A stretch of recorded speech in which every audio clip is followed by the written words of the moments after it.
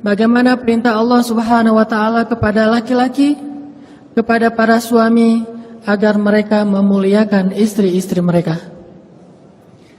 Karena sesungguhnya banyak dari laki-laki kaum muslimin, kita yang mengaku sebagai umat Nabi sallallahu alaihi wasallam, yang belajar tentang hadis-hadis Nabi sallallahu alaihi wasallam, tetapi banyak dari kita yang kadang lalai dan melupakan tentang bab kebaikan seorang suami kepada istrinya, padahal Rasulullah sallallahu alaihi wasallam adalah yang paling baik terhadap istrinya.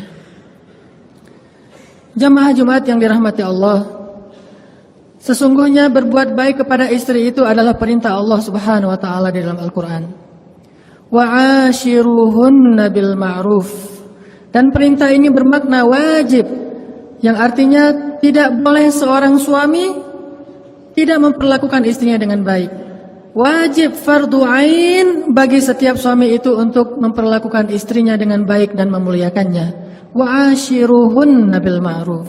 Perlakukanlah, bergaullah dengan istri kalian dengan cara yang baik.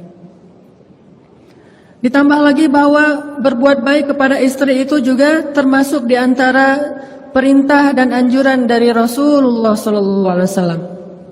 Khairukum khairukum li ahlikum wa ana khairukum li ahli. Dalam riwayat yang lain, khiyarukum khiyarukum li ahlikum wa ana khiyarukum li ahli.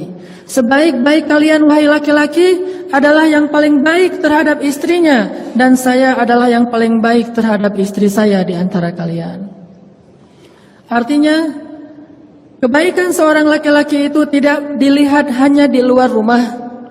Bahkan kadang kebaikannya di luar rumah kepada tetangganya, kepada temannya, kepada sahabatnya, kepada partner bisnisnya, itu hanyalah kebaikan yang sifatnya basa-basi dan ria'an nas. Sedangkan kebaikan sejati itu terlihat di dalam rumahnya. Bagaimana dia memperlakukan orang yang berada di dalam atap rumahnya, istrinya, anaknya, pembantunya, dan orang-orang yang menjadi tanggung jawabnya. Khairukum khairukum li ahlikum. Maka jangan dulu kita mentazkiyah diri kita, menyimpulkan bahwa diri kita sudah baik karena banyak membantu orang lain. Bagaimana pendapat istri kita tentang kita? Apakah ketika istri kita menjawab dengan jujur kepada orang lain tentang suaminya, dia akan mengatakan kita adalah sebaik-baik suami? Sebagaimana seorang sahabiat menikah dengan 3 orang laki-laki yang tiga-tiganya ahli surga. Dan sahabiat ini juga disebut sebagai ahli surga. Namanya Asma bintu Umais. Asma bintu Umais pernah menikah dengan Ja'far bin Abi Thalib. Dan dia mengatakan Ja'far itu sebaik-baik suami. Setelah Ja'far syahid, dia menikah dengan Abu Bakar As-Siddiq. Dan dia mengatakan Abu Bakar itu sebaik-baik suami. Setelah Abu Bakar wafat, dia menikah dengan Ali bin Abi Thalib. Dan dia mengatakan Ali adalah sebaik-baik suami. Apa pendapat istri kita tentang kita? Itulah penilaian yang paling jujur dan paling objektif yang dikatakan oleh Nabi. Sebaik-baik kalian adalah yang paling baik terhadap istrinya, bukan yang paling baik terhadap orang lain. Lihat di dalam rumah tangganya terlebih dahulu. Dan Nabi SAW kemudian juga mengajarkan, aku adalah yang paling baik di antara kalian kepada istriku. Artinya, kalau kalian ingin menjadi orang yang baik kepada istri kalian, belajarlah dari Rasulullah SAW. Karena sesungguhnya Rasulullah la'ala khuluqin azim, berada dalam akhlak yang paling istimewa dan paling agung. Sehingga ketika Allah berfirman, wa'ashiruhunna bil ma'ruf, wahai para laki-laki, pergaulilah istri kalian dengan cara yang ma'ruf, dengan cara yang baik. Lalu kita bertanya, ya Rabb, bagaimana cara kami mempergauli istri kami dengan cara yang baik? Maka Nabi menjawab, contohlah kepadaku. Contohilah Rasulullah dalam memperlakukan istri beliau. Sesungguhnya beliau sebaik-baik teladan dan contoh bagi orang yang beriman. Ada beberapa kisah tentang bagaimana sabarnya Rasulullah terhadap istrinya. Karena dari semua kebaikan suami kepada istri, ada satu kata kunci yang mencakup semua kebaikan suami kepada istri adalah sabar. Menjadi suami yang dermawan butuh kesabaran.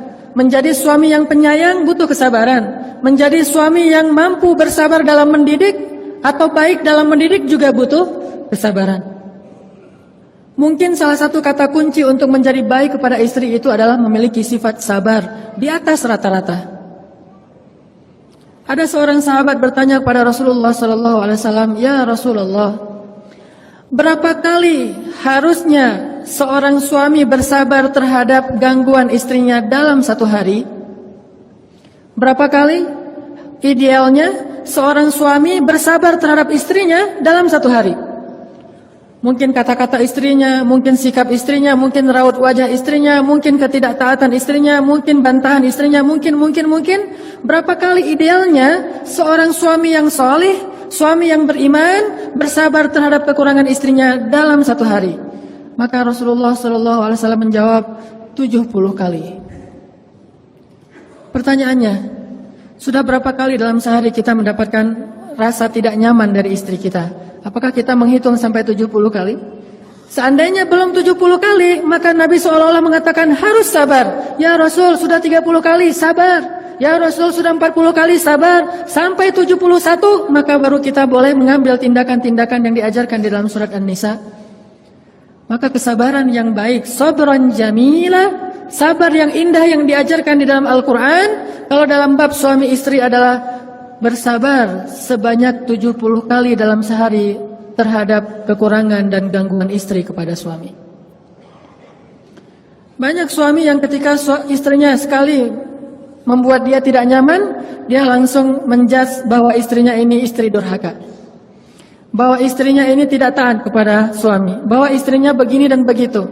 Dan yang lebih parah lagi, terlalu mudah mengeluarkan kalimat, "Saya talak kamu," atau "Kamu pulang kepada orang tuamu," dan seterusnya. Padahal dia belum merasakan kesabaran sampai 70 kali dalam sehari. Dan tidak usah 70 kali, bahkan mungkin 10 kali pun tidak dalam sehari. Lihat bagaimana kesabaran Rasulullah SAW terhadap istrinya. Ada banyak kisah. Salah satunya kisah ketika suatu hari Aisyah ngambek kepada Rasul, marah kepada Rasul. Karena marah kepada Rasul dan tidak disebutkan dalam cerita itu kenapa marah, tapi kita husnuzon, Rasulullah SAW orang yang mulia, Aisyah juga orang yang baik, mungkin ada kesalahpahaman atau cemburu. Akhirnya Aisyah marah kepada Rasul, saking marahnya Aisyah minta untuk diizinkan pulang ke rumah ayahnya, ke rumah Abu Bakar As-Siddiq. Dia ingin mengadukan masalahnya kepada ayahnya, yaitu Abu Bakar As-Siddiq. Kemudian Nabi mengatakan, "Ya Aisyah, kalau gitu saya temani malam-malam." Akhirnya Rasulullah menemani Aisyah, mengantarkan Aisyah ke rumah Abu Bakar. Sampai di rumah Abu Bakar, Rasulullah, Aisyah, Abu Bakar duduk dalam satu ruangan. Kemudian Abu Bakar bertanya, "Ada apa ya Rasulullah? Ada apa ya Aisyah? Apa yang bisa saya bantu?" Aisyah dan Rasulullah diam. Kemudian Rasulullah bertanya kepada Aisyah, "Ya Aisyah, boleh saya ngomong lebih dulu?"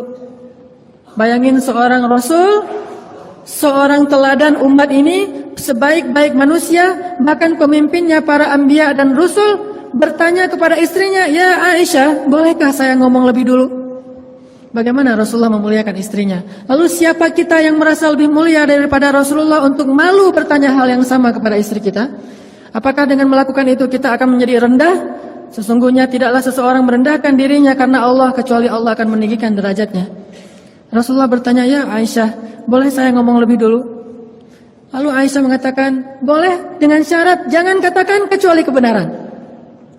Kata Aisyah, "Boleh, dengan syarat jangan katakan kecuali kebenaran." Siapa Rasulullah? Siapa orang yang dia katakan itu? Rasulullah, yang tidak pernah berkata kecuali kebenaran. Al-Amin, As-Sadiqul Masduq, orang yang benar dan dipercayai, orang yang diamanah, yang langit saja percaya kepada dia apalagi bumi. Tapi Aisyah mengatakan, "Jangan katakan kecuali kebenaran." Kalimat ini membuat Abu Bakar merasa sangat kecewa kepada Aisyah dan malu kepada Rasulullah, sehingga akhirnya Abu Bakar memarahi Aisyah. "Ya Aisyah, bagaimana kamu mengatakan hal demikian kepada orang yang Allah saja percaya kepada dia dan dia tidak pernah mengatakan kebohongan? Apakah kamu berpikir Rasulullah akan berbohong?" Ketika Abu Bakar marah dan ingin memukul Aisyah, tiba-tiba Rasulullah menahan Abu Bakar dan melindungi Aisyah di belakang tubuh beliau. Ketika Rasulullah menahan Abu Bakar dan melindungi Aisyah di belakang tubuh beliau, Rasulullah kemudian menegur Abu Bakar dengan mengatakan, "Ya Abu Bakar, bukan untuk ini kami datang ke sini, agar engkau menyakiti istri saya, tetapi kami datang ke sini untuk mendapatkan nasihat darimu." Kemudian Rasulullah menoleh ke belakang sambil tersenyum ke arah Aisyah dan mengatakan, "Ya Aisyah, lihat bagaimana aku membela kamu." Ini kesabaran Rasulullah SAW. Diperlakukan dengan kata-kata yang mungkin bagi seseorang yang merasa dirinya soleh, ahli ibadah, banyak tanggungan, seorang pemimpin, merasa dirinya mulia, ketika istrinya mengatakan hal demikian di depan orang lain dia akan tersinggung. Tapi Rasulullah malah membela Aisyah, lalu tersenyum kepada Aisyah sambil mengatakan, lihat Aisyah, bagaimana aku membela kamu. Kemudian mereka kembali ke rumahnya dalam keadaan damai. Wa'ashiruhunna bil ma'ruf. Perlakukanlah istri dengan cara baik. Kemudian dalam kisah yang lain, bagaimana Nabi orangnya easy going, gak terlalu kaku, gak gampang baper terhadap istri. Dalam sebuah adegan, suatu malam Rasulullah SAW atau suatu hari Rasulullah SAW sedang duduk bersama Aisyah di rumah. Waktu itu Rasulullah tidur di atas pangkuan Aisyah. Dan hari itu Aisyah baru saja membuat kue khusus buat Rasulullah. Tiba-tiba datang istri Nabi yang lain namanya Saudah. Saudah ini salah satu istri Nabi yang tua. Datang kemudian bertamu ke rumah Aisyah, duduk di antara Rasulullah dan Aisyah. Karena Saudah waktu itu bertamu, Aisyah berkata kepada Saudah, ya Saudah, ini kue buatan saya loh. Coba kamu rasain, coba kamu makan, kata Aisyah kepada Saudah. Saudah ingin menggoda Aisyah dan mengatakan, saya tidak akan menyentuh kue itu. Kata Aisyah, ini buatan saya, insya Allah enak, Rasulullah aja makan. Kata Saudah, enggak, saya enggak akan makan. Karena tersinggung, akhirnya Aisyah mengatakan, ya Saudah, kalau kamu tidak makan, saya lempari tepung ini ke wajah kamu. Kata Saudah, sok aja, silakan. Saudah lagi godain Aisyah karena Aisyah anak kecil. Akhirnya Aisyah karena tersinggung, dia ambil tepung bekas buat kue tadi dilempari ke wajah Saudah. Tadi Rasulullah sedang dalam keadaan duduk dan tiba-tiba Rasulullah mengangkat kakinya dan meletakkan di atas paha Aisyah seolah-olah manja. Tapi sebetulnya Rasulullah menahan tubuh Aisyah dengan kakinya sehingga Aisyah tidak bisa bergerak. Lalu Rasulullah melirik ke arah Saudah dan memberi isyarat, balas wahai Saudah. Jadi Aisyah melempari Saudah dengan tepung, Rasulullah menahan kaki Aisyah dan melirik ke arah Saudah dan memberi isyarat, balas. Lalu Saudah membalas dengan melemparkan tepung ke wajah Aisyah. Akhirnya mereka saling lempar-lemparan tepung. Rasulullah hanya tersenyum saja, tiba-tiba terdengar suara salam dari seorang sahabat, Umar bin Khattab. Assalamualaikum. Langsung Saudah dan Aisyah lari masuk ke dalam kamar karena takut kepada Umar bin Khattab.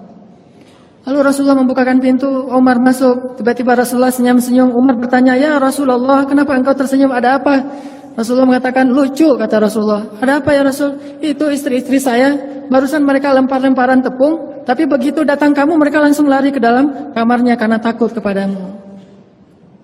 Mendengar kata-kata ini, Umar tersinggung kepada istri Nabi dan kemudian berteriak, wahai istri-istri Nabi, kalian takut kepada saya tetapi tidak takut kepada Rasulullah?